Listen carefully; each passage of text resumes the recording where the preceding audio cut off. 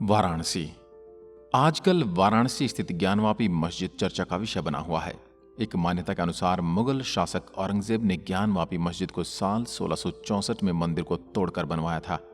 आइए जानते इस मौजूदा विवाद के बारे में।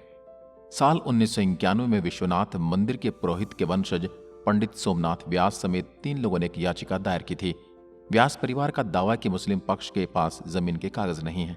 मुस्लिम पक्ष भी यही मानते हैं कि ज्ञानचंद व्यास की जमीन पर मस्जिद बनी है, लेकिन उनके मुताबिक ज्ञानचंद व्यास ने मस्जिद के लिए अपनी मर्जी से जमीन दी थी। तब कोर्ट का फैसला आया था कि जमीन का मालिकाना हक व्यास परिवार के पास है, लेकिन उस पर बनी मस्जिद मुसलमानों की है। लेकिन साल 2021 में ज्ञानवापी को लेकर एक नई याचिका दायर की गई। इसमें मां श्रृंगार गौरी के मंदिर में पूजा अर्चना की मांग की गई। याचिका स्वीकार करते हुए कोर्ट ने श्रृंगार गौरी मंदिर में मौजूद स्थिति को जानने के लिए एक कमीशन बना दिया और मस्जिद की वीडियोग्राफी कराकर सर्वे रिपोर्ट देने को कहा। अब सर्वे का काम पूरा हो गया है। हिंदू पक्ष का दावा कि मस्जिद के वजू खाने का पानी निकाला गया तो वहां 12.8 फीट व्यास का शिवलिंग मिला है। शिवलिंग मिलने के दावे पर बोलने से सभी अधिकारी बच रहे हैं।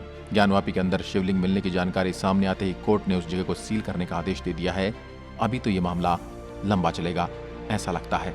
अब जानते हैं क्या है वाराणसी का इतिहास। वाराणसी विश्व के प्राचीनतम शहरों में से एक है। ये गंगा नदी के किनारे बसा है और हजारों साल से उत्तर भारत का धार्मिक एवं सांस्कृतिक केंद्र रहा है। 2 नदियां वरुणा और असी के मध्य बसा होने के कारण इसका नाम वाराणसी पड़ा।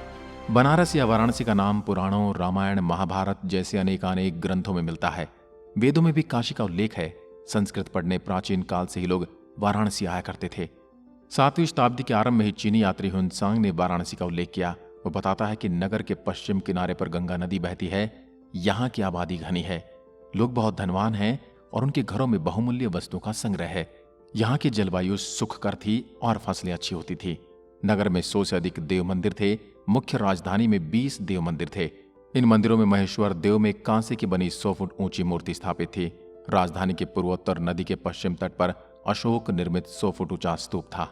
साल 2015 से 16 में पुरातत्व विभाग की एक टीम जो IIT खड़गपुर से आई थी, रामनगर के पास ही खुदाई का काम कर रही थी। पुरातत्व विभाग की एक टीम को खुदाई में एक विशाल शिवलिंग प्राप्त हुआ।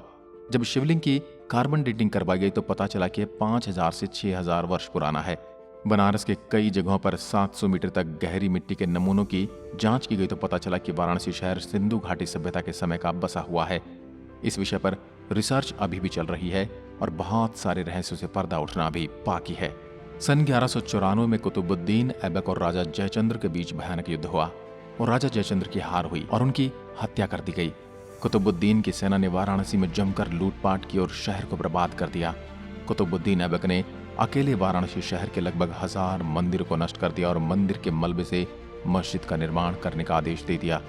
इस हमले के बाद वाराणसी एक बार फिर से बसी और दोबारा मंदिर का निर्माण कराया गया। अब आता है साल 1351, जब फिरोज शाह तुगलक वाराणसी आया। उसने सन 1351 से 1388 तक शहर पर शासन किया और तुगलक ने पुनः मंदिर को नष्ट करने का फैसला सुनाया। तुगलक के बाद अब सत्ता गई सिकंदर लोदी के पास। 1451 से 1526 तक लोदी के शासनकाल में शहर का बहुत बड़ा भाग और बहुत सारे मंदिर नष्ट कर दिए गए। 17वीं शताब्दी में औरंगजेब के आदेश पर हजारों मंदिरों को गिरा दिया गया और वहां पर मस्जिदें बनवा दी गई।